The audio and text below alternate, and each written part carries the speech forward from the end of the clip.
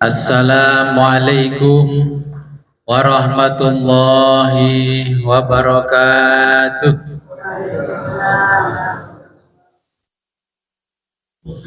Bismillahirrahmanirrahim. Alhamdulillahi rabbil alamin. Wassalatu wassalamu ala ashrafil anbiya'i wal mursalin Sayyidina wa maulana Muhammadin wa ala alihi wa sahbihi ajma'in. Amma ba'du, la khawla wa la quwwata illa billahil aliyil azim. Alhamdulillah, pada malam hari ini kita bisa kembali ngaji kitab filsafat. Sebelum kita mulai pengajian ini, marilah kita berkirim Fatihah terlebih dulu kepada junjungan kita baginda Nabi besar Muhammad sallallahu alaihi wasallam, juga kepada mualif kitab Bidayatul Hikmah, juga kepada kedua orang tua kita. Semoga dengan berwasilah ini kita diberikan kemudahan oleh Allah Subhanahu wa taala dalam mempelajari kitab filsafat. Ila hadratin Nabil Mustafa Muhammadin sallallahu alaihi wasallam wa ala alihi wa ashabihi wa ila jami'il anbiya'i wal mursalin wa ilal malaikatil muqarrabin wa ila imamil mujtahidin wal awliya'is sholihin, khususan awliya'il Indonesia. Lahumul Fatihah. A'udzubillahi minasyaitonir rajim.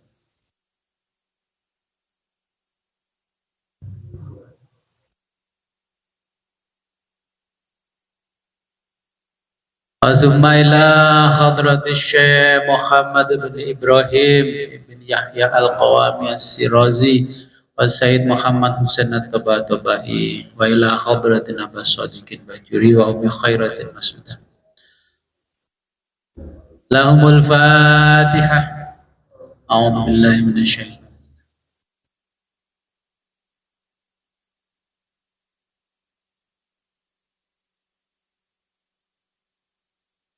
Wazumma ila hadratin abaina wa ummahatina wa ajdadina wa jaddatina wa usulina wa furu'ina wa alal hadirina fi majlisina hadha.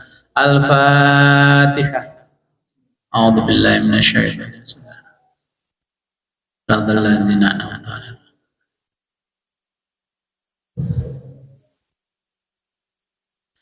Bismillahirrahmanirrahim. Rabbana atina min ladunka rahmatan wa hayyi' lana min amrina rasyada. Rabbana atina min ladunka rahmatan wa hayyi' lana min amrina rasyada. Rabbana atina min ladunka rahmatan wa hayyi' lana min amrina rasyada. Ilahi kafa bi izzan an takuna li rabban wa kafa bi fakhran an takuna laka abdan. Anta li kama uhibbu faj'alni kama tuhibbu. Allahumma ij'alni min ibadika sholihin. Ilahi kafa bi izzan an takuna li rabban wa kafa bi fakhran an akuna laka abdan. Anta li kama uhibbu faj'alni kama tuhibbu. Allahumma ij'alni min ibadika sholihin. Ilahi kafa bi izzan an takuna li rabban wa kafa bi fakhran an akuna laka abdan. Anta li kama uhibbu faj'alni kama tuhibbu. Allahumma ij'alni min ibadika sholihin. Allahumma salli salatan kamilatan wa sallim salaman taman. Salli salatan jalali wa sallim salaman jamalin ala sayyidina wa maulana Muhammad. Allahumma bi salatika wa bi salam salati malaikatika bi salatir rusul wa bi salatil anbiya wa bi salatil aghwas wa bi salatil abdal wa bi salatil aqtab wa saluka khassah bi salawati awliya Indonesia ya Rabb ya Rabb ya Rabb ya Rabb antu salli ala sayyidina wa maulana Muhammad wa taj'aluha mahzunatan fi sakhaifina bi sirrin nabi wa alin nabi wa ila hadratin nabi al-fatihah. A'udzu billahi minasyaitonir rajim.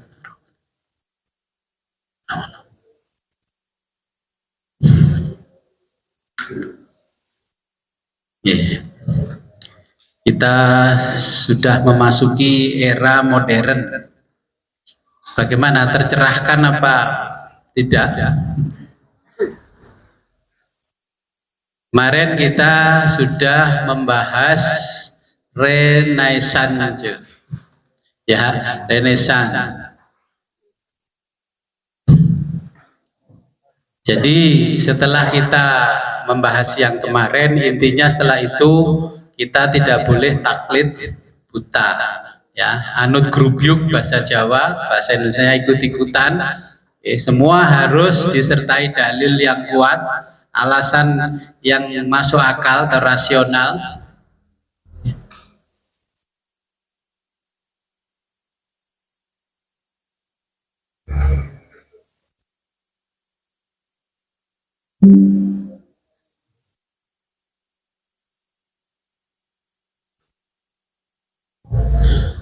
Rupanya kalau saya lihat yang jadi penasaran kan ilmunya Pitagoras.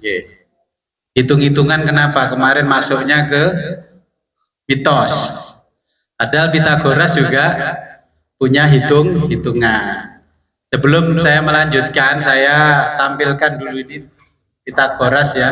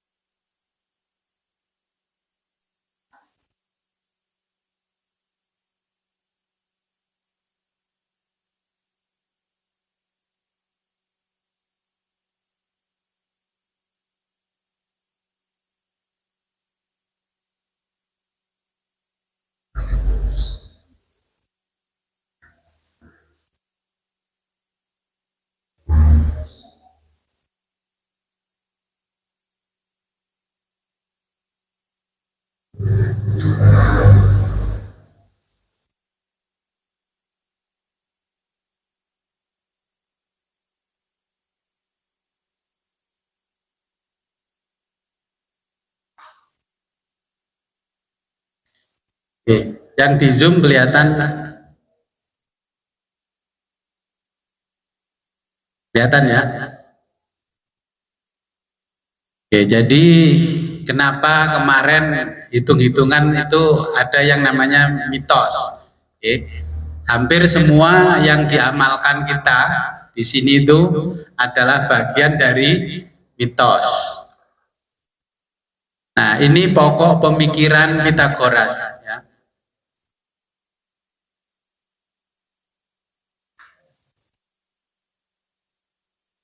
Ini Pitagoras mengatakan begini nih di dalam pemikirannya. Ini yang mengatakan adalah muridnya, ya. There are men and gods and being like Pitagoras. Jadi yang ada hanya manusia, ya, Tuhan dan makhluk seperti Pitagoras. Kalau kita nggak paham filsafat, seakan-akan kalimat ini sombong, tapi sebenarnya kalimat ini menunjukkan ketawaduan, ya.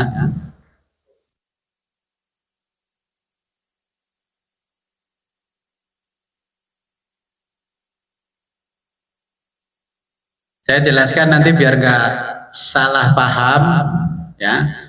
Jadi di dunia ini ya sekarang yang kita alami, nggak ada selain Allah, saya, Bapak Ibu yang sekarang lagi ngaji.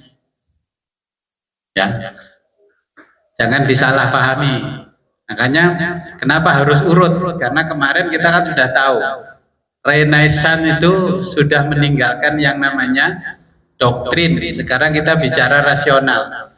Nah, kalau mau mempelajari ilmunya Pitagoras, ini yang harus kita lakukan. Kalau mau belajar sama saya, ini ada 10 kitab, tapi ya harus khatam. Kalau jadi dukun ya biar dukun cespleng, hitung-hitungannya titis. Kalau cuma nanggung-nanggung pokoknya apal paengpon wage kliwon ya saya nggak mau. Oke, ini kitab saya belajar dari beberapa guru ya, para filosof. Ini ada 10 yang saya tampilkan, ada 5. Oke. Jadi kita nggak boleh makan daging, tidak boleh makan ikan, kacang-kacangan, dan tidak boleh makan kacang fava. Kacang kapri, kacang yang semacam dengan itu nggak boleh dimakan. Kalau ingin kita terbuka mata batinnya seperti Pitagoras, ya. Nah, ini pantangannya. Ini saya kasih tahu garis besarnya saja. Kenapa yang selama ini dijalankan oleh orang-orang di Jawa, bahkan ulama, kok sekarang saya ngaji filsafat kok itu mitos. Tapi saya tidak mengharamkan, tapi sudah tahu kenapa mitos, ya. Nah, kemudian ini kan ada matematika dalam tradisi Pitagoras, ya. Ini matematika dalam tradisi Pitagoras. Sebenarnya waktu SD kita sudah belajar. Hanya saja ilmuwan selain Pitagoras itu hanya mempelajari matematikanya saja, tapi tidak mempelajari metafisikanya. Nah, ini matematika dalam tradisi Pitagoras ini dipandang sebagai satu hal di dunia ini bisa dihitung dengan matematika. Semua bisa dihitung. Karena dengan matematika ini kita menunjukkan keharmonian.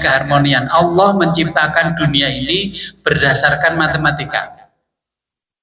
Tinggi badannya Bapak Ibu itu sudah diukur oleh Allah berdasarkan matematika. Kalau orang wajahnya segini lebarnya, hidungnya segini, matanya segini tingginya, bahkan jalannya itu sudah dihitung melalui matematika. Jadi perbandingannya dengan menggunakan rasio, ya. Ini saya kasih garis besarnya saja. Nah, ini mistik angka. Yang tadi angkanya disakralkan, ini ada mistik angka. Angkanya agak keramat. Mistik itu bahasa Jawanya ya keramat. Ya, jadi angkanya keramat. Jadi Pitagoras juga memiliki kepercayaan yang bersifat mistik terhadap angka-angka, di mana angka mewakili realitas tertentu, ya, angka. Sebagai contoh, mereka meyakini, nah ini, bahwa segala sesuatu terdiri dari angka. Angka 1 melambangkan asal mula segala hal, sedangkan angka 2 mewakili materi. Angka 3 adalah bilangan ideal, karena memiliki awal, tengah, dan akhir, dan juga merupakan angka yang dihormati oleh penganut Pitagoras. Ini angka 3. Oke. Nah, sebagai simbol dewa Apollo. Di Badas nggak ada, adanya di Kediri sama Pare, Apollo. Yang biasa setiap tahun ngasih hadiah ya, dewa Apollo. Yang satu di Jalan Doho, satu di dekatnya BCA itu. Nah, angka 4 adalah lambang 4 musim dan 4 unsur. Ya, angka 7 juga dianggap suci karena merupakan jumlah planet.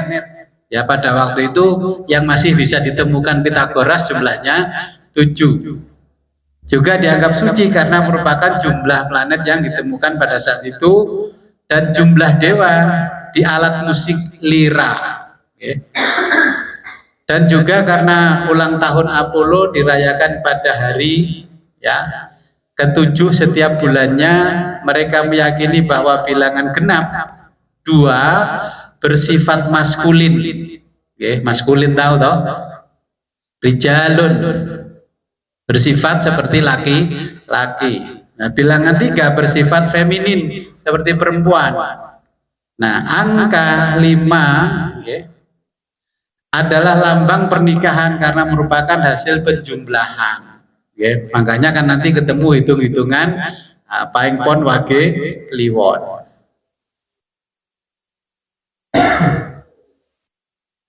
Jadi angka 5 ini lambang pernikahan karena merupakan hasil penjumlahan 2 dan 3. Nah, kemudian ini mistiknya angka. Nah, 10 dianggap sebagai bilangan sempurna dan kaum Pitagorianis menghormatinya dengan cara tidak berkumpul dengan jumlah hadirin yang melebihi 10. Ini kalau ikut Pitagoras harus jadi 2 kelas. Ya. Itu kalau ngaji ikut Pitagoras harus melingkar U dan tidak boleh melebihi 10. Nah, Pitagoras dianggap sebagai perancang tetraktis, yaitu segitiga yang terbuat dari 10 titik. Ya. Kaum Pitagorianis mengharap tetraktis sebagai simbol mistik ya, yang terpenting. Nah, ini bangun rumah kalau pengen hoki, pengen barokah, pengen penuh dengan anugerahnya dari Allah, ikuti ini. Nanti jenengan bisa membaca rumah saya. Nah, ini ya tetraktis ini namanya. Nah, ini kotak-kotak. Dulu di SD kan diajarkan toh, tapi nggak dicatat. Mau angkel diulangi guru matematika. Padahal ini penting. Ini dari Pitagoras. Ya ini. Nah, ini namanya tetraktis ya. Kemudian ini punya unsur Pitagoras melambangkan ini karena ini ada air, ada udara, air, api, tanah. Ya, terus ini di penjumlahannya 1 tambah 2 tambah 3 tambah 4 10. 1 dikali 2 kali 3 kali 4 sama dengan 24. Nah, ini unsur-unsur nanti ya. Saya kasih tahu aja kan belum belajar daripada penasaran. Nah, ini dalam diri manusia ada tetraktisnya dalam diri kita. Nah, perjodohan bisa langgeng dan tidak bisa di sini. Nanti kita buatkan tetraktis yang besar. Kalau ada orang tanya, Gus, saya mau nikah sama cocok enggak? Saya suruh masuk ke ini, diukur tetraktisnya, badannya cocok apa enggak sama pasangannya. Oh, kamu cocoknya cuma 5 tahun, 10 tahun. Nah, kamu nanti kalau nikah sama ini, wah, ini terapas wong lanang, wah nikah gue. Ayu tapi terapas wong lanang. Kan gitu orang Jawa. Loh iya ini saya kasih tahu. Biarkan kemarin Abah Zeni tanya, mana Gus ada bukunya enggak? Semua orang data. Kalau saya tanya juga punya buku nih, saya kasih tahu bukunya. Ngaji kan harus punya buku ya. Kalau beragama kan harus punya kitab suci. Nah ini Pitagoras kalau mau bangun rumah suruh pakai rumus ini. Kalau rumahnya pengen penuh keberkahan. Ojo bangun rumah seenaknya, apalagi tukang. Tukang itu kalau bikinkan rumah orang bagus-bagus, rumahnya sendiri nggak pernah bagus. Siapa yang profesinya tukang? Ya, lihat ini namanya Parthenon Greece. Ya, ini kalau bikin rumah. Nih, tiang-tiang saya ini ngikuti Pitagoras. Semua itu saya gambar mengikuti hitungan Pitagoras. Ya, jadi nanti kalau ada dewa malaikat masuk itu sudah dia merasa gembira, sudah kita siapkan tempat-tempat yang sesuai dengan alamnya mereka. Loh, ini kan. Jadi genteng itu nah kemiringannya harus dihitung ini sama Pitagoras. Ini hasil tirakat bukan hasil melamun, ini hasil tirakat. Nah, ininya lah. Ini semua sama ini kalau dipreteli ditumpuk lagi sama. Hanya kalau bikin rumah desainnya kalau ini arsitek mengikuti. Kalau arsitek mengikuti ilmunya Pitagoras. Oke. Makanya nanti kalau bangun rumah, bangun apapun, ikuti hitungan Pitagoras.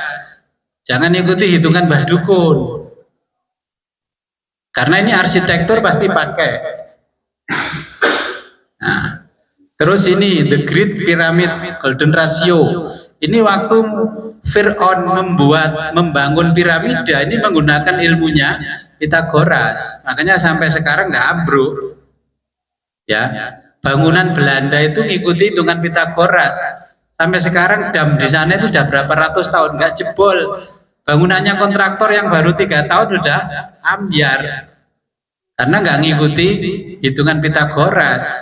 Kesakralan sentimeter, kesakralan ukuran itu juga membawa kebaikan dalam bangunannya. Saya ini bangun rumah ini kesulitan saya, tukang yang bisa ngikuti pola pikir saya, yang ngikuti Pitagoras, brak-bruk guys. Ya wis, tapi keterbatasan manusia, katanya tadi kan adanya cuman saya, Tuhan dan Pitagoras. Tukang-tukang liane sudah nggak mampu.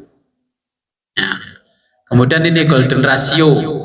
Golden ratio itu Allah menciptakan siku kita, lengan siku ini sudah simetris, okay? Semua itu sudah diukur sama Pitagoras sudah. Allah menciptakan kita, ukuran tinggi badan kita berapa, semua diukur AB dengan C ini sama. Makanya kalau beli celana nggak usah diukur, pokoknya tangannya diginikan, itu pasti cocok dengan perut, karena sudah golden ratio. Itu ilmunya Pitagoras. Kalau beli celana jadi, masuk ke toko, nah masukkanlah ini siku, dimasukkan. Kalau cukup, oh ini berarti ini ukuran perut. Walaupun perut kita sekarang jadi buncit, ini juga Allah langsung mengikuti. Jadi itu sudah dihitung oleh Pitagoras, semuanya sudah ketemu. Ya, 2000 tahun sebelum Masehi sudah ketemu. Nah, terus ini human body ini sudah ketemu. Mata ini sudah diukur sama Pitagoras. Kalau matanya begini, orangnya kelakuannya begini. Kalau mulutnya begini, oh koyok bedet itu nyecret aja. Jadi sudah dihitung sama Pitagoras. Oke, sampai jarinya itu, oh kalau perempuan jarinya gini, pegang uangnya awet. Kalau yang model gini boros, ya, gegem banyu ora netes. Nah, itu yang dicari laki-laki ya. Model, nah, nanti jenengan begini aja saya sudah tahu. Ini sing rezeki ini gak patah lancar, sing rodo lancar. Dari Pitagoras sudah ini ya. Saya nggak bicara detail, saya bicara ke penasaran Bapak Ibu sekalian, kenapa kemarin kok seperti itu ya, ujung jari siku ini ya. Jadi ini Pitagoras. Nah, kata-kata Pitagoras ini nggak saya baca ya nanti kata-katanya. Nah, Pitagoras menyarankan kalau ingin mempelajari ilmu ini harus self mastering, harus mampu menguasai diri dulu. Ya, nggak boleh ngaji nggak boleh, ini kata Pitagoras. Nanti pasti uling, alias jadab majedub. Ya, jadi ini kata Pitagoras.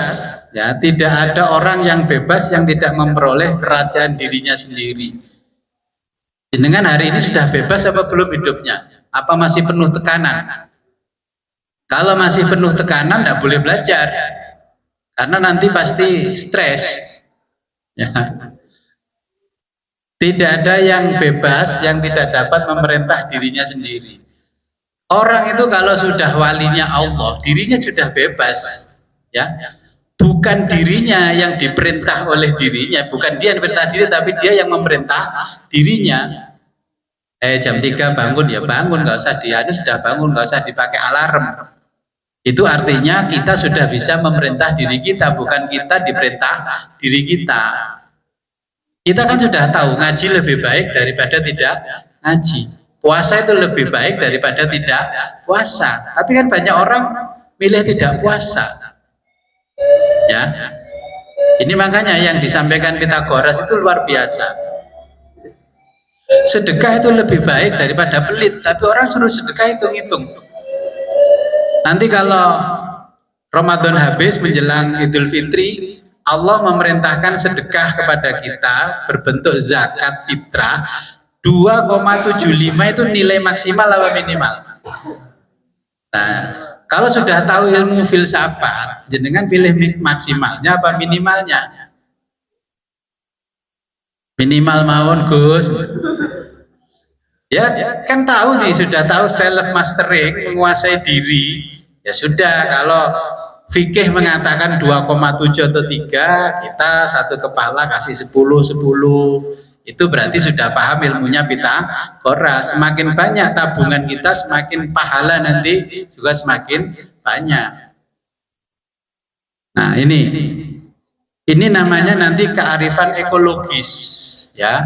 Jenengan sedekah zakat 2,7 atau 3 kilogram beras dengan 10 kilogram beras, kearifan ekologis yang mempengaruhi diri kita itu lebih baik yang 10 kilogram. Pilih mana? Ini kata Pitagoras, bukan kata saya. Bagaimana hidup Anda bisa berkah, wong kearifan ekologis saja tidak pernah Anda lakukan. Anda selalu khawatir kalau Anda tidak makan besok. Berarti Anda tidak paham kearifan ekologis yang ada di dalam diri kita. Berarti tidak percaya kalau diri kita ada yang menjamin. Nah, ini akhirnya kearifan ekologis angka yang dikenal oleh orang Jawa. Ini tidak bisa menjelaskan kalau kita nggak tahu ya namanya kearifan ekologis. Angka ini sudah dihitung sama Pitagoras. Ahad itu 5 bobotnya, Senin 4, Selasa 3, Rabu 7, Kamis 8, Jumat 6, Sabtu 9. Orang di Jawa hanya belajar ini aja. Kalau ditanya orang, saya mau nikahkan, mau nyunatkan, mau bangun rumah, hanya ini yang dia catat. Yang lain-lain tidak dia catat. Lahirnya apa? Apa Mas lahirnya Mas? Nah, Senin apa? Nah, tinggal Senin 4, pahingnya 9, berarti 13. Nanti dihitung itu sama Pitagoras, angka 13. Angka 13 bagi Pitagoras setelah menikah, karena nanti dilihat ya, ini kan 13. Istrinya angkanya berapa? Tadi kan sudah dijelaskan. Angka 1, angka 2 sampai 10 kan? Nah, nanti dihitung sendiri. Uripku mari nikah kita tambah enak atau tambah susah. Nah, kata istri, Mas sampean kok sering sirai ngeluh toh Mas. Iki mulai kapan Mas? Ya mulai aku nikah mbak awakmu gitu. Ya. Jadi itu dihitung sama Pitagoras. Oke. Nah, kearifan ekologi angka ini yang ada di Al-Qur'an yang mencoba menghitung Pitagoras dibandingkan dengan yang ada rahasia di dalam Al-Qur'an. Ini abajadun, hawazun, hatoyatun, lamanun, sa'afasun. Ini yang saya jelaskan kemarin-kemarin itu. Ya, ini dihitung. Nah, Sayyidina Ali juga ngitung. Ternyata oh ya betul, bobotnya alif, ba, ta itu ada bobotnya sendiri, itu sudah huruf dihitung oleh Pitagoras. Orang bernama Zaini, Zainnya berapa, yaknya berapa, nunnya berapa, sudah dihitung. Banyak nama Zaini, tapi Zaini yang binti siapa, bin siapa? Binnya bukan pakai ayah, tapi pakai ibu yang melahirkan. Oh ketemu, jadi Zaini yang ini bobotnya sekian, anu ya ini sekian. Sampai nanti yang sebelah kanan itu Lauhul Hayat, yang sebelah kiri Lauhul Mamat. Ya ketemunya di mana? Oh kalau Lauhul Hayat berarti hidupnya panjang, kalau Lauhul Mamat hidupnya pendek. Pas kasih doa nikah nih ketemunya nang Lauhul Hayat, uripku gak dawa iki. Itu sudah dihitung sama Pitagoras ya. Nah ini sampai hitung-hitungannya saya tunjukkan. Jadi ini singkatan abajadun. Lah ini saya berikan yang modern biar jenengan gampang kalau belajar. Lah ini angka 0 sampai ini dan seterusnya. Lah ini angka Arab, ini angka India. Ya, karena pengaruhnya Pitagoras itu dari Mesir, dari India, juga Yunani. Huruf Arab itu pengaruhnya Mesir, pengaruhnya India, juga Yunani. ya, karena bahasanya Ibrani dan Suryani. Nah ini kearifan ekologis, kalau nggak paham ini ya nggak bisa ngitung.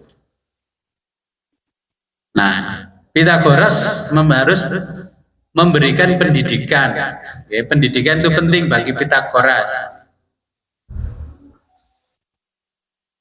Nah ini kata-kata sucinya Pitagoras. Yang pertama, kalau kamu mau belajar sama saya harus menyembah Tuhan dulu, karena ini ilmunya Tuhan.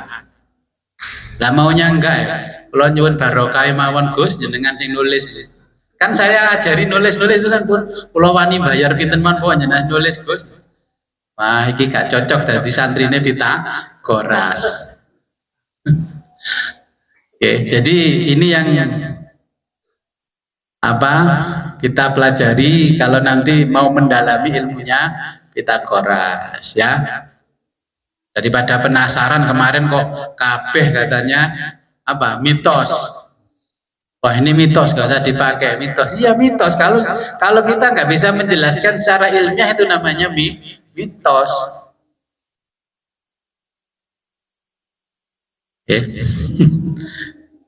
Jelas ya. Nah ini untuk menghilangkan kepenasaran Bapak Ibu, kenapa kemarin kok seakan-akan kan disalahkan semua, apalagi kemarin belajarnya kita sampai pada perkembangan zaman dari pertengahan menuju modern ya, Renaissance. Oke, sekarang kita mulai apa ini?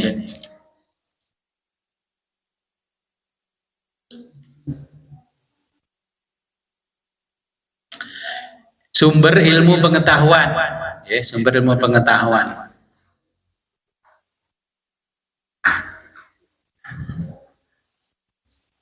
Di halaman 37. Nah, ketika kita bicara sumber ilmu pengetahuan,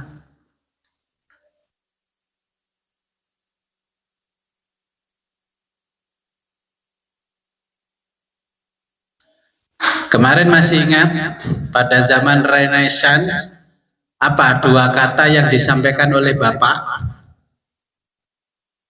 Ya kan, kemarin paham, mulai wis gak paham nih. Lali, kemarin bapak-bapak itu yang punya doktrin pokoknya derek Bapak. Apa yang dikatakan Bapak kemarin? Viator, mundi sama Faber mundi. Apa Viator mundi? Wis tole wong donya iku mung awake dhewe nang donya kuwi mung mampir ngombe, itu Viator mundi. Sekarang enggak, kita sekarang yang mengatur dunia. Ya, tidak hanya ngombe, kita yang ngasih minum dunia, Faber mundi. Sehingga Victor Mundi sekarang di zaman Renaissance sudah tidak begitu sakral. Para bapak sudah tidak begitu sakral. Sekarang yang dicari adalah kebenaran. Makanya makannya orang yang sudah Faber mundi itu apa? Roti mundi. Tapi di Jawa apa? Kalau ada mundi itu nanti besok Lebaran itu apa isinya? Tape rengginang, yes, gak masuk akal. Besok kalau sudah belajar filsafat Pitagoras, awas kalau saya ngelencer ono mundi sini serangginan tak antem no sing di omah. Masa malu-maluin belajar filsafat Pitagoras sampai zaman Renaissance mundi masih isinya rengginang. Astagfirullahaladzim. Akhirnya karena itu Faber mundi, dawuhnya itu para sepuh dulu, ojo mung eling butuhe urip. Awakmu ki aja mung eling butuhe urip. Nganti lali gunane urip. Nih, filsafatnya ini saya terjemahkan bahasa Jawa. Nanti tak mau Faber mundi, Viator mundi, Victor mundi, kadang wes mung ya, ojo mung eling butuhe urip. Nganti lali gunane urip. Aja mung eling karepe urip, ya. Nganti lali karo sing gawe urip. Jangan hanya ingat kebutuhan hidup itu apa. Ya tahu kita makan butuh beras, butuh nasi, ya. Kita tahu, tapi ya jangan semata-mata itu. Kalau kita yang diburu itu, kita sama dengan meremehkan yang maha kuasa kalau rezeki kita dijamin. Gus, wong kula utang bank ya ora dibayari karo Gusti Allah, Gus. Belum belajar filsafatnya Pitagoras, ya.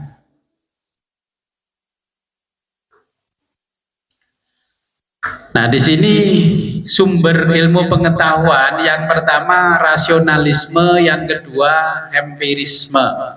Oke. Saya ke empiris dulu.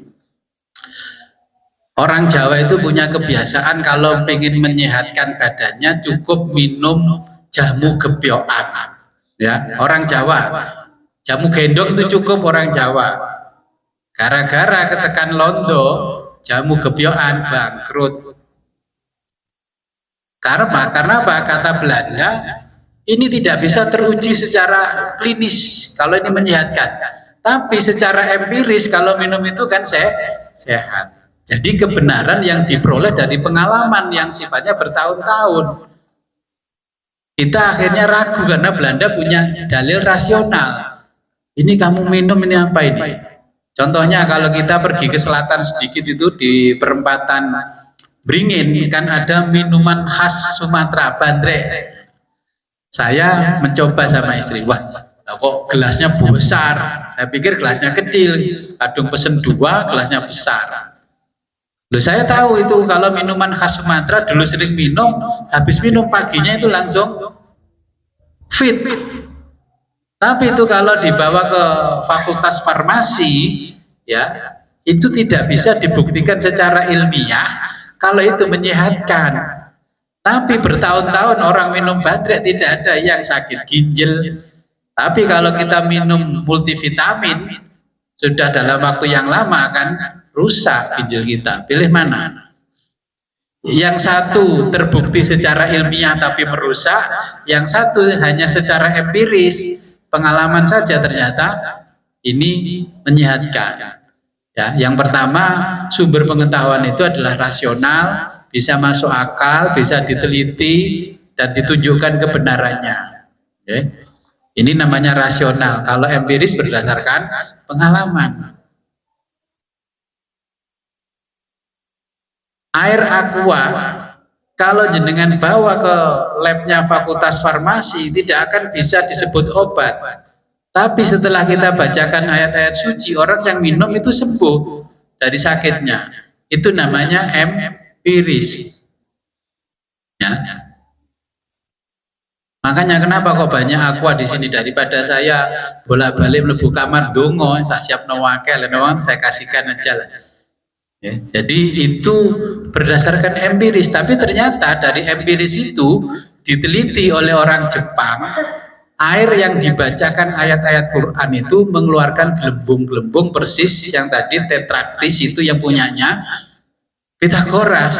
Ternyata air yang tidak dibacakan doa dan air yang dibacakan doa itu berbeda unsurnya, dan itu akhirnya bisa menyembuhkan penyakit. Tetapi yang membuat gelembung itu tetap tidak bisa dilihat oleh lab, oleh laboratorium, karena sifatnya bukan material. Yang ada di air itu bersifat immaterial karena dari bacaan doa dan mukjizat yang ada di dalam Al-Quran. Makanya orang dulu tidak perlu yang namanya rasionalis, cukup empiris. Anak cucunya sakit, bismillahirrahmanirrahim, tombo teko loro minggat. Sekarang karena otak kita sudah materialisme, sembuh itu harus pakai obat. Ya, jadi 2 alat untuk mencapai kebenaran. Makanya sekarang saya tanya, ya sudah berapa hari kita ngaji filsafat? Kalau kuliah kan ketemunya sebulan 2 kali, ini sudah berapa ya Pak?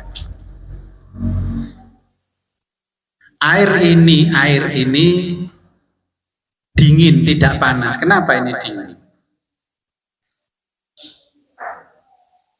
Ini pertanyaan rasional. Kenapa air ini dingin? Bisa menjawab nggak? Kenapa air ini dingin? Kenapa Anda itu susah?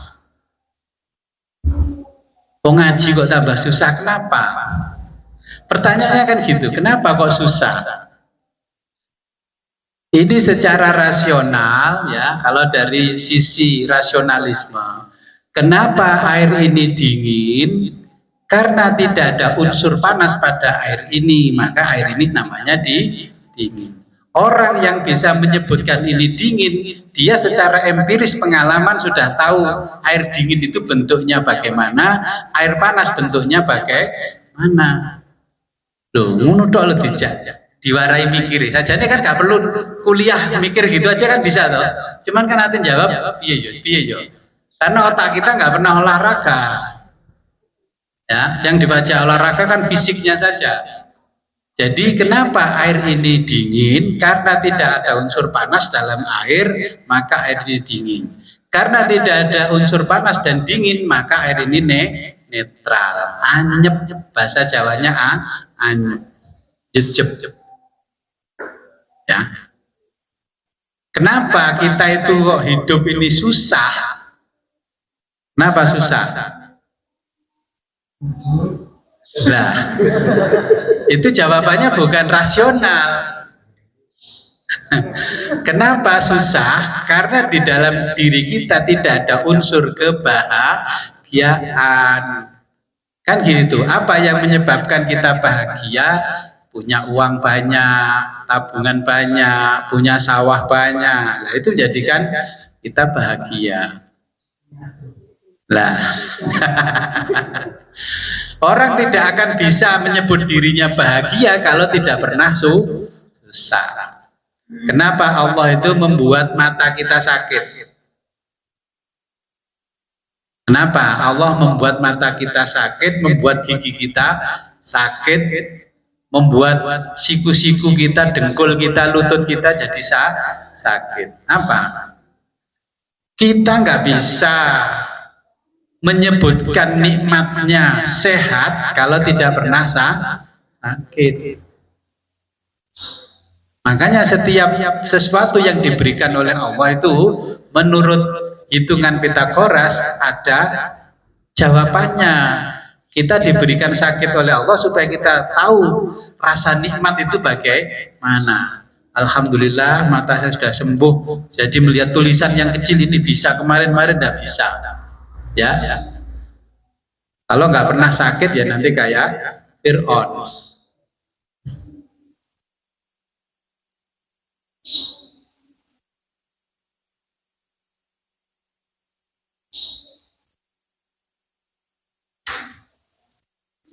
Sampai sini bisa dipahami.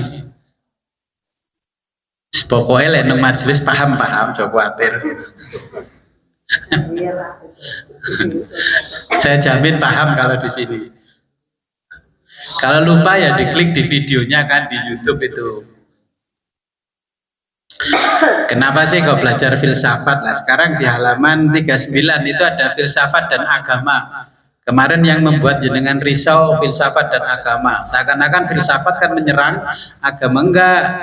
Nanti ada titik temunya.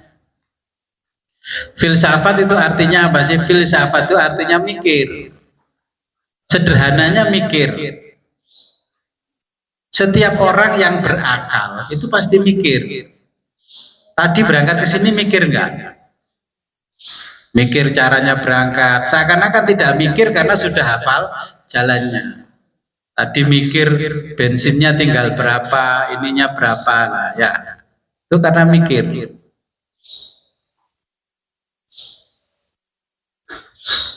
Belajar agama pun ya harus mikir. Patuh mematuhi aturan agama pun juga harus mikir. Oke.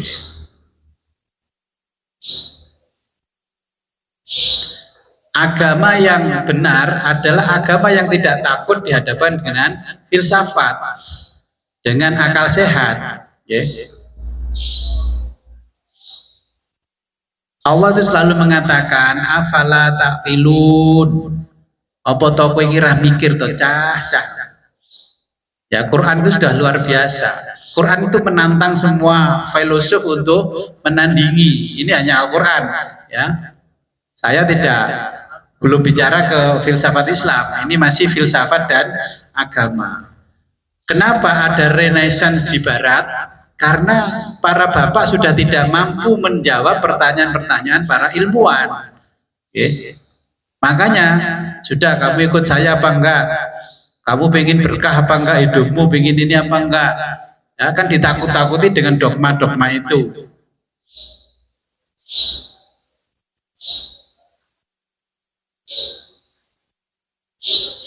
Agama menawarkan kebenaran. Rasio ini juga menawarkan kebenaran. Dan kebenaran itu tidak boleh ada dua kebenaran. Kebenaran tetap harus satu. Agama menyatakan ini benar, diteliti sama rasio benar, berarti agama adalah benar. Kenapa yang dulu di Eropa terjadi renaissance? Contohnya ketika teks agama mengatakan bumi itu terhampar luas, setelah diteliti oleh Kopernikus ternyata bumi itu bulat. Ya, berarti yang benar yang mana? Sains mengatakan bulat, tapi teks suci mengatakan terhampar luas. Nah, ini Kopernikus meneliti seperti itu. Akhirnya bapak-bapak yang ada di gereja kan ditanya, ini yang benar yang mana? Penelitian saya ini. Ya. Makanya kalau agama yang benar berarti agama yang bisa bertemu dengan akal. Kalau agama yang takut dihadapkan dengan rasio, berarti bisa kita duga agama itu tidak benar. Makanya kalau ngomong agama hati-hati. Kita kalau sudah belajar filsafat sudah tidak butuh cerita-cerita tentang surga, neraka, pahala dan adab sudah tidak kita butuhkan. Yang kita butuhkan bagaimana kita bertemu dengan yang punya dunia, punya surga. Kalau kita masih berpikir surga neraka, berarti kita masih mengalami kemunduran sebagaimana orang Yunani kuno. Masa sampai nenggone akhirat dimikir kelon, nah kan gak mungkin toh. Makanya Allah menyindir kita di surat Al-Waqi'ah itu apa? Kan akan ada yang namanya bidadari-bidadari gitu. Itu ujian dari Allah, disuruh mikir arah-arah itu sampai nang akhirat dipikir masih hubungan biologis, gak kangen karo aku arah-arah. Kan gitu itu. Kalau kita mikir filsafat. Sebenarnya waqiah itu kita diuji oleh Allah dengan premis-premis yang ditawarkan oleh Allah. Maksudnya Allah itu ya yang diajarkan Nabi itu begini, beragamalah dengan ilmu. Ya, kalau kita memeluk Islam ya beragamalah, beragama Islam dengan ilmu, bukan dengan taklid buta, bukan dengan ikut-ikutan saja. Ya, bahasa Jawanya anut grubyuk, itu tidak dibenarkan.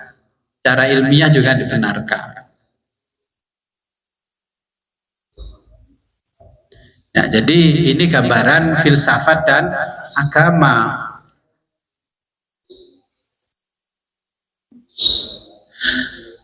Nah, setelah kita belajar filsafat, kita akan mengalami satu fase, ya, diri kita akan terbelah, nantinya akan terbelah. Jadi manusia, ya, manusia itu di filsafat ada dua tipe manusia, satu manusia sejati, yang kedua manusia kasihan. Apa yang dimaksud manusia sejati? Kalau di Islam itu namanya insan kamil, ya. Bahasa Jawanya jalmo linue. Filsafat di Jawa namanya jalmo linue. Insan sejati, manusia sejati ini adalah manusia yang mengerti bahwa dirinya adalah manusia. Itu namanya manusia sejati. Dia tidak ingin menggeser kedudukan Tuhannya.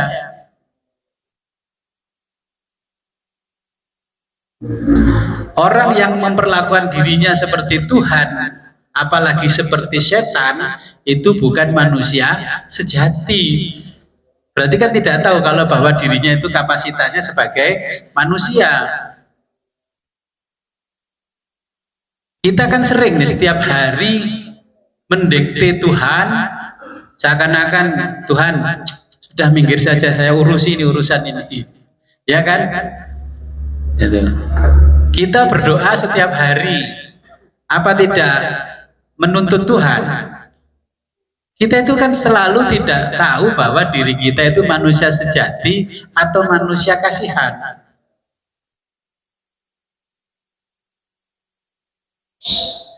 Kalau manusia kasihan, kata filsafat, itu orang yang tidak tahu bahwa dirinya manusia. Makanya dia berperilaku seperti Tuhan, berperilaku seperti malaikat, seperti setan, seperti binatang. Itu manusia kasihan. Nah, statusnya kita ini manusia apa? Sejati apa kasihan? Ya, labelnya seperti itu, manusia sejati. Semua orang mengklaim saya manusia sejati, aku jalmo linwe, insan kamil. Tapi yang kita ikuti bukan Allah, tapi yang kita ikuti apa? Nafsu. Makanya di Quran lihatlah, itu orang-orang yang mempertuhankan nafsunya. Ya, kalau kita ngaji kitab Sirul Asrar kan dijelaskan oleh Syekh Abdul Qadir kan begitu. Itu manusia-manusia yang kasihan, kata ilmu filsafat. Orang yang manusia kasihan tidak bisa menerima kebenaran, ya, tidak bisa menerima kebenaran.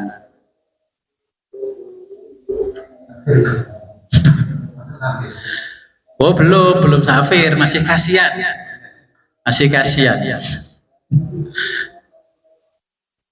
Nah, kalau kita belum menjadi manusia yang sejati, maka kita tidak akan bisa berbudaya. Itu loh, kalau ke Kediri kan di Simpang 5 ada tulisan sekarang, Kediri berbudaya. Itu penasihatnya luar biasa, Kediri berbudaya. Itu sudah melampaui filsafat kalau sudah bisa berbudaya. Wis mikire wis pinter. Kalau dulu kan Kediri apa? Kok ini berseri. Dulu itu kan sebelum diganti berbudaya, Kediri lagi. Nah, Kediri lagi.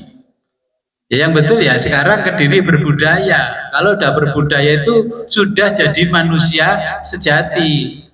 Ya. Karena dia sudah mengerti ilmu itu apa, agama itu apa. Semua itu dia sudah ngerti, maka dia baru bisa berbudaya. Jadi budi dan daya. Nah, kalau sudah berbudaya, mampu berbudaya, okay, mampu mikir dirinya, okay, agamanya. Nah, orang jadi berbudaya. Nah, itulah yang dituangkan di dalam Pancasila, namanya perikemanusiaan. Berarti kita sudah bisa memanusiakan manusia, bukan memanusiakan binatang, bukan menuhankan arca, bukan menuhankan berhala. Okay. Pokoknya dua manusia, jenengan ingat-ingat, saya ini manusia sejati apa manusia kasihan. Akhirnya kalau ke Jakarta kasihan deh lu.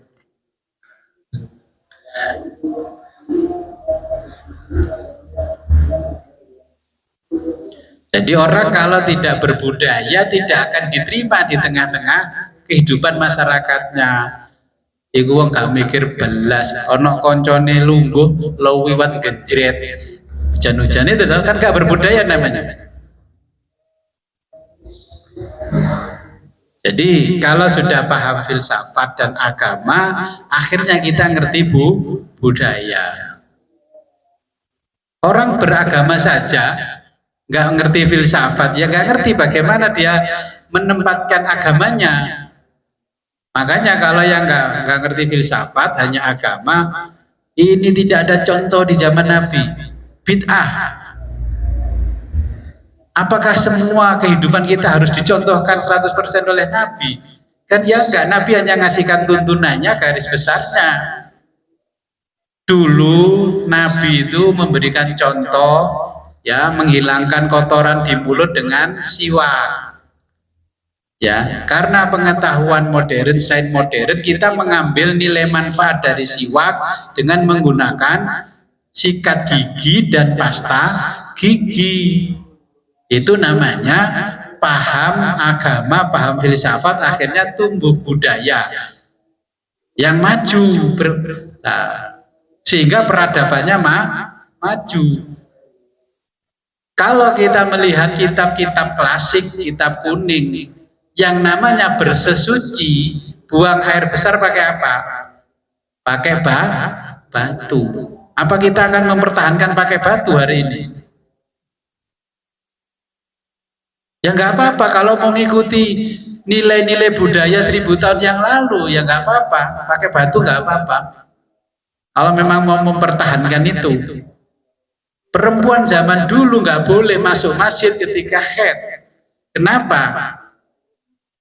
Karena ditakutkan darah haidnya netes ke masjid. Kalau sekarang boleh nggak boleh, karena sudah ada teknologi canggih, karena sains, ada pembalut yang aman, seharian nggak diganti juga aman. Nah, berarti kalau kita mikir secara filosofis, fikih itu budaya bukan? Semua yang hasil mikirnya manusia adalah budaya. Nah, mau sampai hari ini perempuan haid nggak boleh masuk masjid. Nah, ini berpikir dari filsafat. Kalau nggak mau mikir filsafat, kalau mau pergi haji umroh sana jalan kaki nggak apa-apa. Zaman Nabi naik onta, ya kan?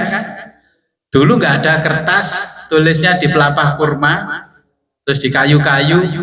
Sekarang nggak usah ngaji pakai kitab, nggak ada kertas. Ya, kita ngaji Zoom nih bid'ah, karena zaman Nabi tidak ada. Itu orang yang nggak pernah mikir.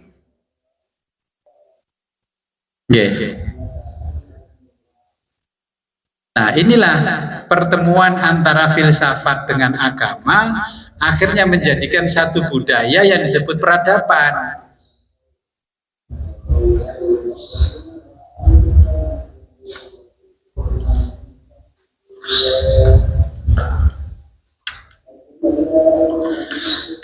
Ya, sebelum saya lanjutkan ke hubungan antara kebenaran dan sikap ilmiah, mungkin ada pertanyaan?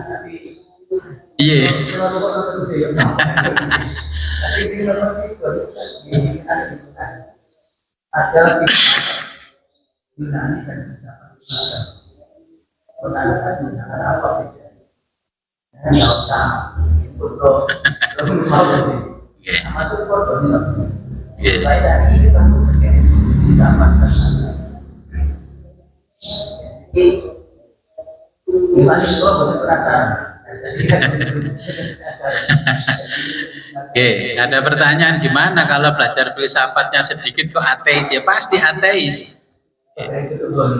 Burung tutup goni kok boleh. Kita mau ke Surabaya dari Kediri, sudah nyampe Krian pulang, terus ditanya bagaimana keadaan Surabaya? Ya pasti mitos, ngomongnya mitos, belum nyampe sana sudah pulang. Ya otomatis nggak bisa cerita keadaan realita yang ada di Surabaya. Contohnya, kenapa Barat bisa maju seperti itu? Kalau kita nggak ngaji bab Renaissance, kita kan nggak akan tahu. Kita kan sudah dicontohkan Allah dengan kejadian masa lalu, kan tidak perlu kita mengalami kejadian. Kenapa agama-agama besar itu ditinggalkan umatnya di barat. Karena para pemuka agama selalu memberikan doktrin dan dogma. Pokoknya derek bapak, engko oleh barokah, oleh ngene kan. Nah, ternyata yang mengabdi di gereja, yang mengabdi di organisasi di bawah keagamaan, hidupnya lebih susah daripada yang ada di luar keagamaan. Oke. Akhirnya kegiatan-kegiatan keagamaan selalu dimonopoli. Kalau kegiatan zaman bagiannya sego tabuhan 10 ya, zaman sego kucing 10, zaman sego iki 10. Nah, itu kan sudah terjadi di Eropa. Akhirnya umat itu jadi jenuh lama-lama. Umat jadi jenuh. Makanya saya ngaji itu mempertahankan kalau bisa jamaah nggak saya mintai apa-apa. Karena sudah terjadi di zaman Renaissance. Jenengan jangan ikut saya, ikut ilmu. Saya menyampaikan ilmu, jangan taklid sama saya. Saya siap ditanya, siap didebat. Tapi jenengan harus ngepir. Apa nak debat? Aku filsafat aku terus saiki. Ya kan? Iya, makanya kalau belajar filsafatnya sedikit akan jadi ateis. Makanya kenapa saya mengajarkan filsafat jenengan biar tidak ateis. Ateis itu apa? Gak percaya Tuhan bukan. Jadi gini, ketika kita berdoa, ya Allah, kula niki pun donga, salat pun dangu, ya Allah, kok gak dikaruniai itu. Iya kan? Ketika orang belum dikasih omongan sama Allah, terus dia mengikuti dawuhnya para bapak, ya para bapak lah. Oleh ulama gak penak, mengikuti orang barat bahasanya para bapak. Sudah dikasih amalan, kasih ini, kemudian sudah 5 tahun ternyata tidak dikabulkan oleh Allah. Terus dungo, terus laporan ke bapaknya, Pak, saya itu sudah mengamalkan apa yang bapak ajarkan. Ini sudah 5 tahun, Pak. Saya kok juga masih belum dikaruniai anak, Pak. Ateis nggak? Ya ateis, tapi dibungkus dengan agama. Wong katanya inna sholati wa nusuki wa mahyaya wa mamati, statementnya kan gitu. Tapi ketika diuji Allah dengan sesuatu yang tidak menyenangkan, protes. Ya. Berarti dengan protes itu menuntut Tuhan untuk mengikuti apa yang menjadi keinginan kita, bukan kita mengikuti keinginan Tuhan. Berarti manusia apa itu? Ya kasihan, nggak tahu status dirinya sebagai apa. Nanti di filsafat itu ada ilmu peran, struktur. Ya, nanti perannya apa? Oh, kita ini nggak tahu peran masalahnya. Nah, terus bagaimana? Ya nanti kita menjelaskan filsafat Islam. Apa sih bedanya? Gambarannya begini. Kalau filsafat umum itu berpikir bebas, kalau filsafat Islam berpikir bebas, tapi ada rambu-rambunya namanya nas-nas yang ada di Quran dan hadis. Ya, itu bedanya filsafat Islam dan filsafat Barat. Oke, nanti ketika sudah masuk ke filsafat Islam. Oke. Nah, kita sekarang kan mencari kebenaran dan sikap ilmiah. Kenapa sih Tuhan itu, Allah itu memerintahkan kita wudhu? Dari dulu kan kita hanya taklid, pokoknya ajaran Islam itu wudhu, ya wis wudhu, mau sholat wudhu, bahkan wudhu itu dipermasalahkan. Gini aja nggak syrik, nggak sah, batal, yang macam-macam. Wudhu harus begini, harus begitu. Kalau kita ke Timur Tengah sana, air itu sulit. Gak seperti di Indonesia, jangan membayangkan wudhu itu seperti di kita, air dibuang-buang. Di sana itu air mahal, zaman Nabi apalagi. Nah, kita mencari kebenaran. Kenapa kita itu diperintahkan wudhu 5 kali sehari? Apa jawabannya secara ilmiah? Boten ngertos, Gus. Ket biyen yang yai-yai ngulangi ngoten, Gus. Wong kula niki tiyang beriman, Gus. Diuji Allah gerundel.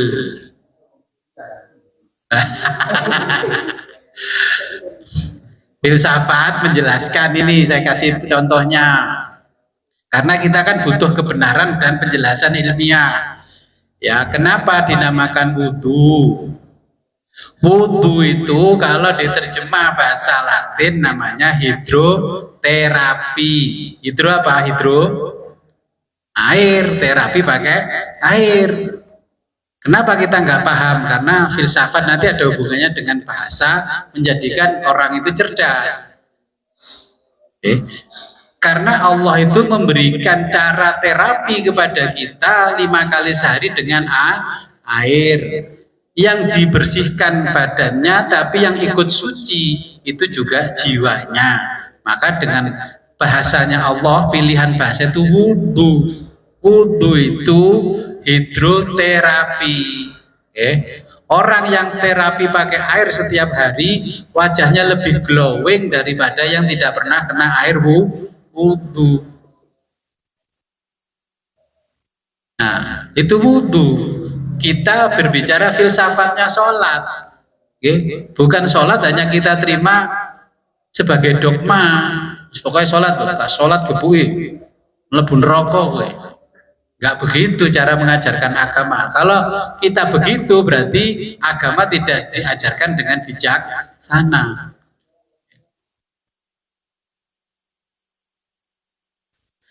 Jadi ini kita bicara kebenaran.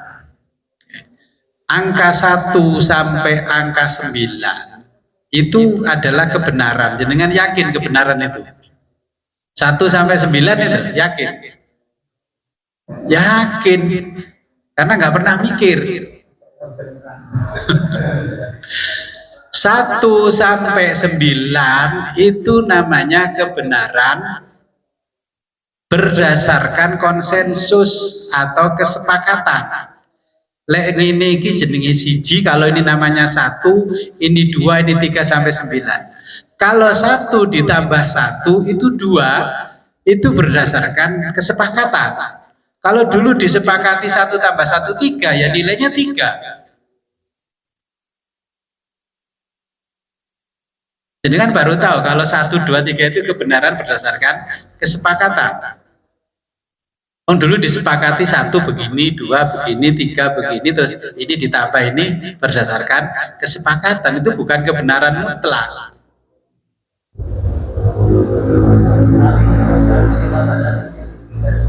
Nah, 1 ditambah 1 jadi 3, itu yang menyepakati ya orang lain di luar madhab yang tadi.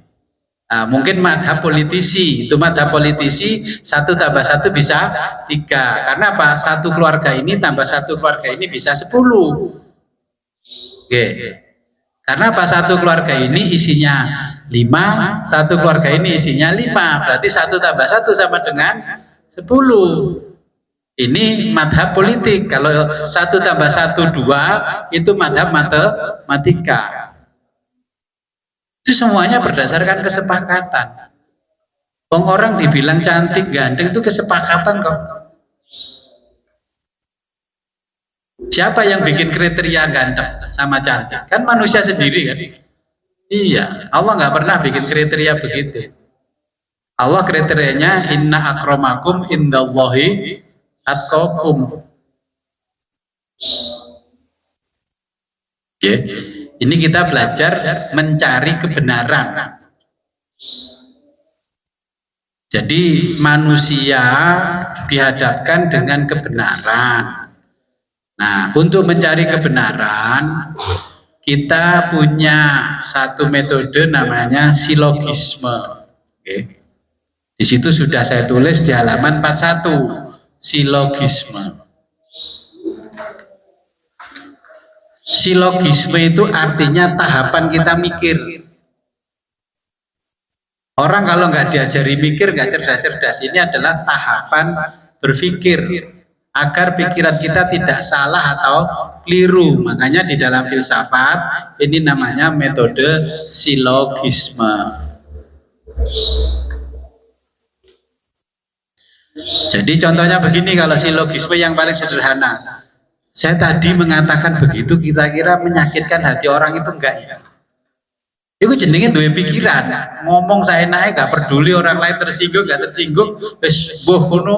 Nah, itu namanya nggak pernah mengenal otaknya, nggak pernah mengenal metode namanya silogisme.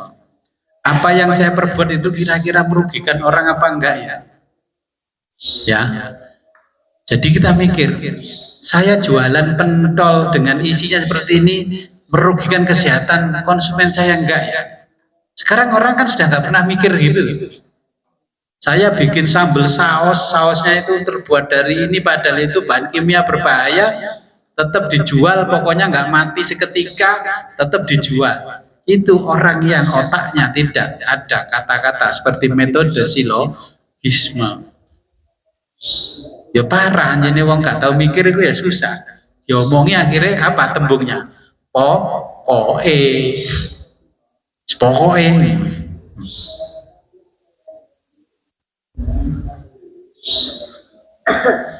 Orang yang tidak tahu bagaimana menempatkan dirinya pada metode silogisme ini, ya, dia tidak ngerti fitrahnya dirinya sebagai manusia.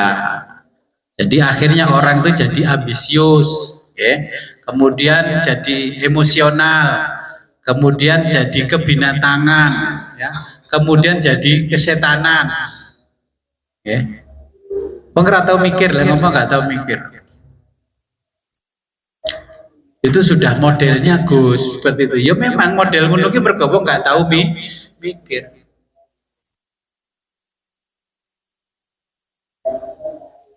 Contoh berpikir dengan silogisme itu gini. Kita ini semua adalah orang dan setiap orang pasti mati. Kullu nafsin dha'iqatul maut. Abah Jalil manusia, berarti Abah Jalil punya potensi mati. Ya. Jadi semua bisa mati, itu mikirnya silogisme. Kemudian di dalamnya ada namanya premis mayor minor, itu di halaman 44.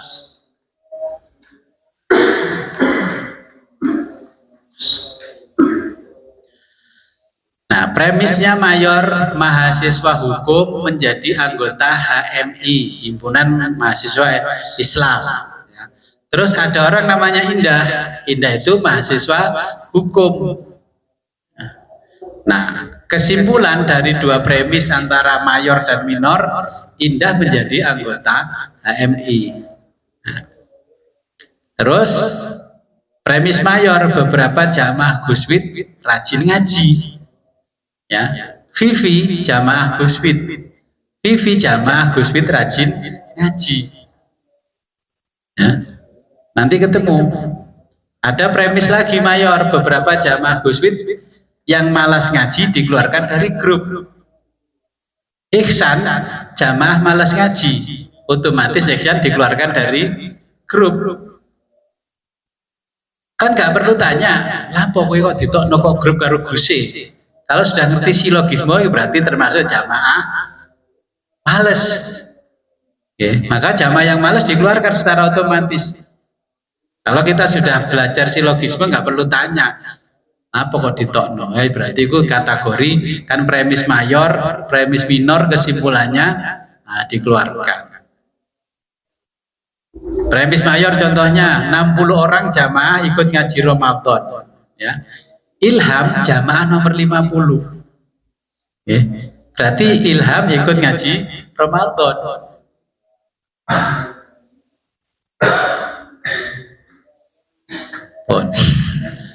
Dan beriku paham. Jamaah Guswid 60 orang ikut ngaji Ramadan. Ya, Burini jamaah ke-12. Berarti Burini ikut ngaji Ramadan. Kalau dia bukan Burini berarti bukan jamaah Guswid, ya, itu premis mayor, premis minor. Kalau nggak ngaji berarti bukan jamaah Guswid, premisnya kan gitu. Lapo gak ngaji, wah aku duduk jamaah kok, ya kan? Lapo gak sholat, wong aku gak Islam, kan gitu. Lapo gak bayar zakat, aku medit kok. Premisnya kan begitu, lapo gak bayar zakat, oh itu termasuk wong medit premisnya, kan gitu. Oke, sampai sini dulu, mungkin ada yang mau ditanyakan, yang di Zoom.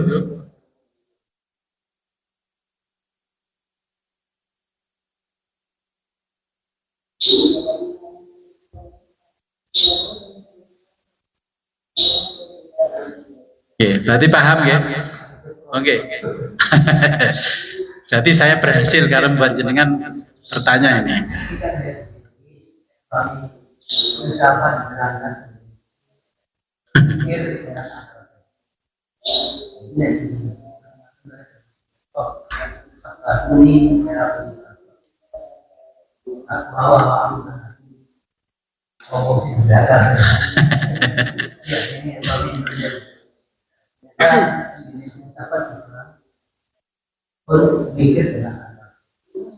Jadi ini dapat budaya hasil pemikiran dibawa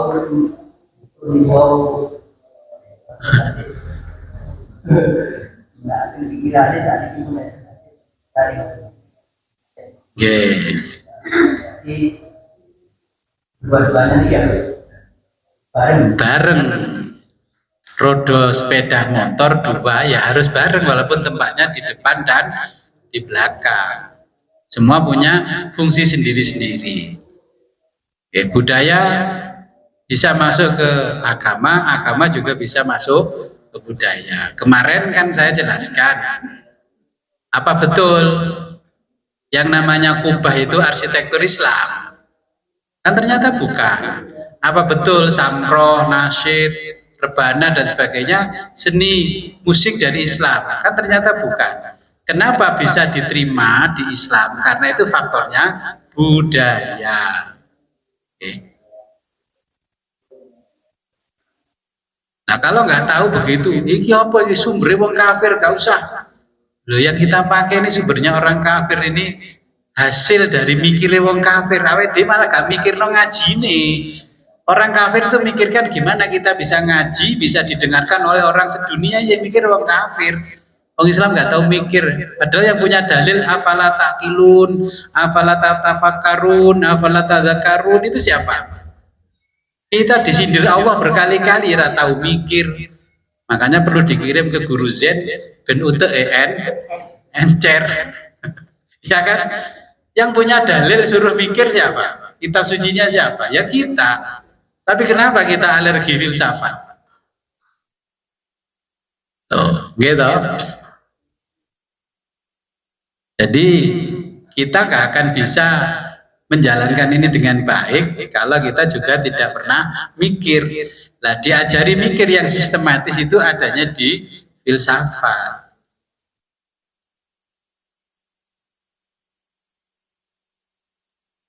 Tambah berat apa tambah ringan? Ini kan sebenarnya nggak perlu kuliah, itu kita sudah bisa mikir. Tapi karena kalau nggak dikasih tahu, ini kerikil, jangan kamu tendang nanti kepleset, ini licin. Nah, makanya kita suruh mikir, Allah ngasih cara kita berpikir. Bila nggak bisa mikir, buka itu lo panduannya mikir, namanya Al-Quran.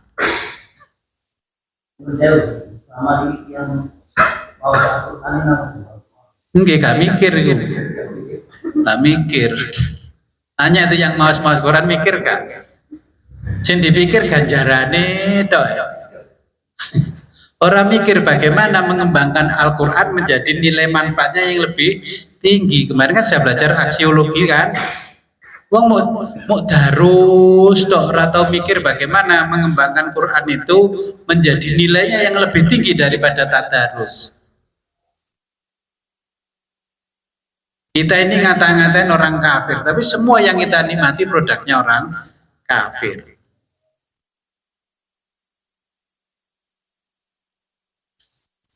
Oke. Yang di Zoom ada pertanyaan?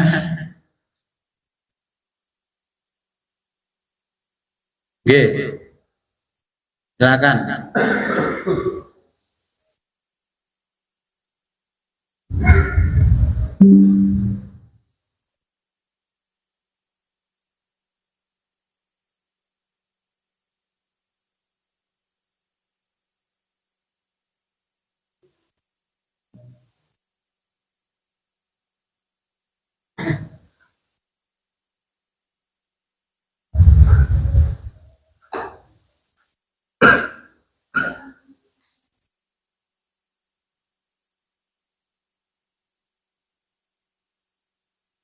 Ya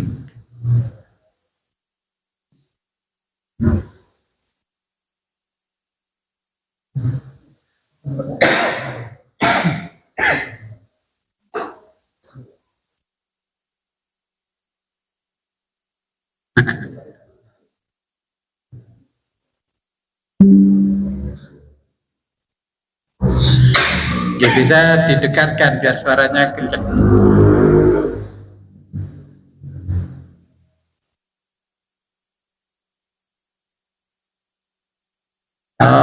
Yang lain-lain teman-teman suaranya normal, ini nggak normal. Waktunya ganti HP mungkin.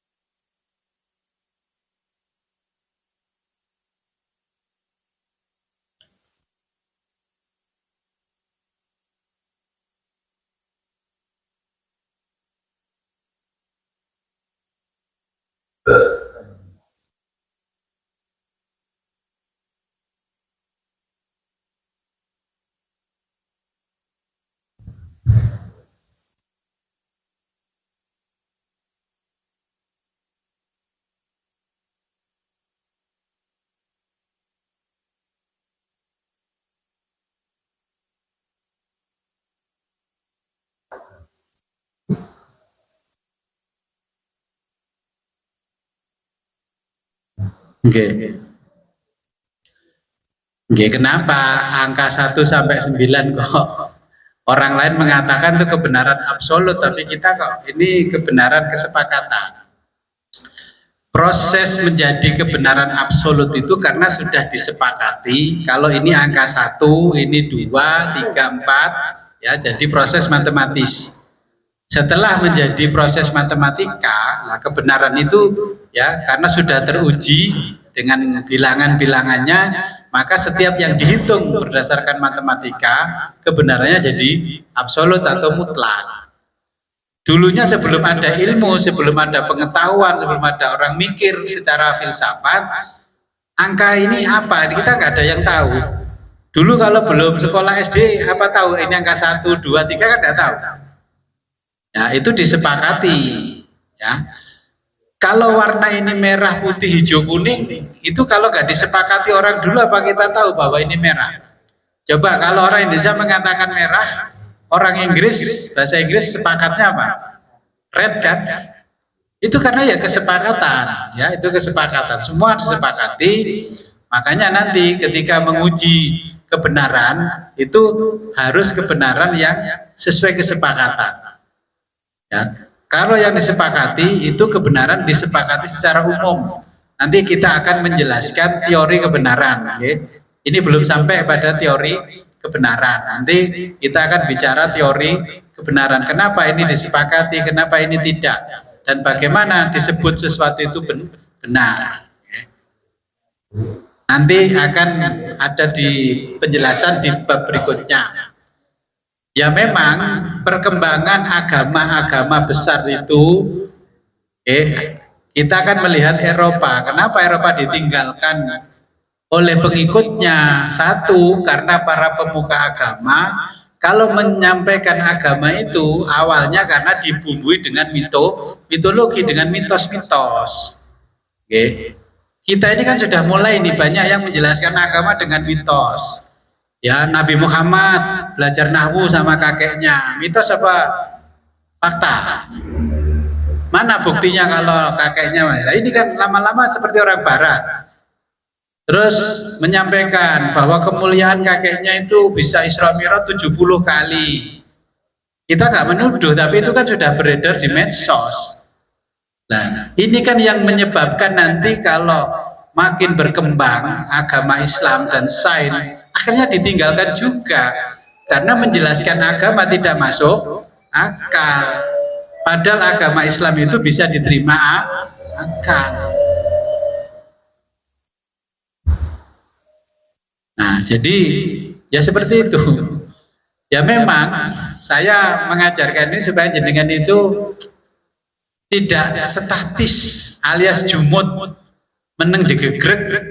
Kalau diajari ngaji ya wis materi itu percaya ae karo gurune, apalagi guru yang mengajarkan punya otoritas tinggi, wah ketua organisasi besar atau ketua apa di pemerintahan, wis percaya karena itu orang yang punya otoritas. Padahal kalau diuji kebenarannya secara filsafat belum tentu benar. Okay? Kita kan tidak boleh hanya terpaku dengan otoritas saja. Orang sekarang kan melihat siapa yang bicara, bukan dilihat apa yang dibicarakan. Pokoknya yang bicara tokoh top mesti dianggap benar, padahal belum tentu benar. Cilakanya kenapa dulu di situ? Karena ketika ditimpa wabah, penyakit, kemiskinan, kelaparan, para bapak tidak bisa memberikan solusi. Pak, dulu katanya kalau begini penuh berkah Pak, tapi kan enggak ada berkahnya kalau ini. Akhirnya kembali ke zaman Yunani, ya Yunani yang membebaskan berpikir, ya. Nah itu terjadinya seperti itu. Nanti kita akan jelaskan detailnya di berikutnya, di bab berikutnya. Oke. Kalau kenapa sih fikih kita itu kok seperti itu? Itu juga kadang-kadang fikih yang kita pelajari itu masih terpengaruh pesanan-pesanan penguasa di masanya. Contohnya kalau kita belajar fikih Minhajul Thalibin, Fathul Mu'in dan sebagainya itu ditulis tahun berapa? Abad keberapa Hijriah? Okay. Makanya di fikih Fathul Mu'in itu Syekh Zainuddin Al-Malibari itu menghalalkan nyogok. Menghalalkan nyogok karena situasi pada waktu itu di India, karena Al-Malibari itu India, dibutuhkan semangatnya orang Islam supaya orang Islam mau memilih pemimpin yang baik, maka nyogok pun dihalalkan walaupun dalilnya apa?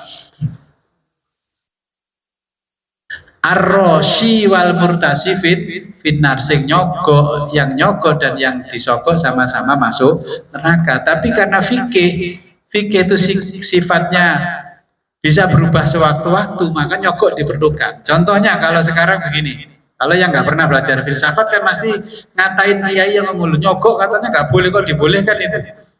Loh iya, kita itu milih pemimpin, ya ini ada dua calon.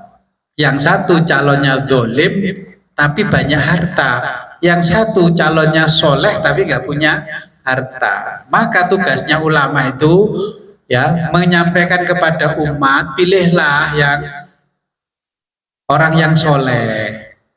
Tapi yang soleh itu nggak punya uang, ayo urunan untuk membeli suara untuk orang soleh. Makanya yang begitu cepat merespon itu gimana sih nyogok kok dihalalkan? Karena nggak pernah belajar filsafat. Intinya cuma gitu, nggak pernah belajar filsafat berarti nggak tahu mikir. Bagaimana dia menemukan kebenaran, wong mikir saja tidak pernah. Oke. Gimana kok?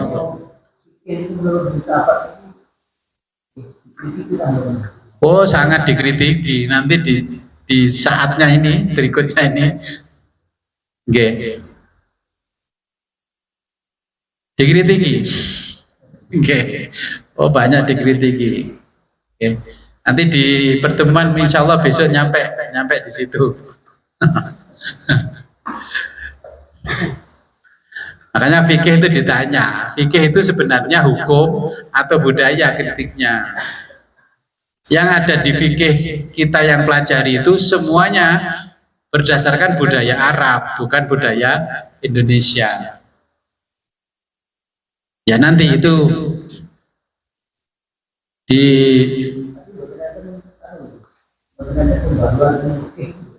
ada pembaruan ilmu fikih. Tapi kita kalau nggak pakai fikih yang lama, katanya nggak menghargai para mujtahid dulu. Nah itu kan termasuk kondisi di barat, nggak boleh kritikin bapak. Ya kan, nggak boleh kritik bapak, nggak boleh kritik mak. Iya, akhirnya terbentur dengan etika dan moral, ya, karena senjatanya dengan moral. Oke, sebelum kita akhiri, marilah kita berdoa. Semoga apa yang kita pelajari pada malam hari ini membawa manfaat barokah fid-dini wad dunya hatal akhirah. A'udzu billahi minasyaitonir rajim. Bismillahirrahmanirrahim. Allahumma salli wa sallim ala sayyidina Muhammadin fil awwalin wal akhirin wa barik wa sallim wa radhiyallahu ta'ala an sadatina ashabi Rasulillah ajma'in. Amin ya rabbal alamin. Allahumma faqihna wa faqih talamidana fid din wa 'allimna wa 'allimhum at-ta'wil. Allahumma arzuqna Allahumma arham ummat sayyidina Muhammad. Allahumma jibur ummat sayyidina Muhammad. Allahumma aslih ummat sayyidina Muhammad. Allahumma farij an ummati sayyidina Muhammadin sallallahu alaihi wasallam. Allahumma anfa'na bima 'allamtana wa 'allimna ma yanfa'una wa zidna ilman yaqinan. Walhamdulillahi ala kulli hal wa na'udzu billahi min kulli hali ahlin nar. Rabbana taqabbal minna innaka antas samiul alim wa tub alaina innaka antat tawwabur rahim. Allahumma hdina siratal mustaqim. Allahumma hdina siratal mustaqim. Allahumma hdina siratal mustaqim. Allahumma hdina siratal mustaqim.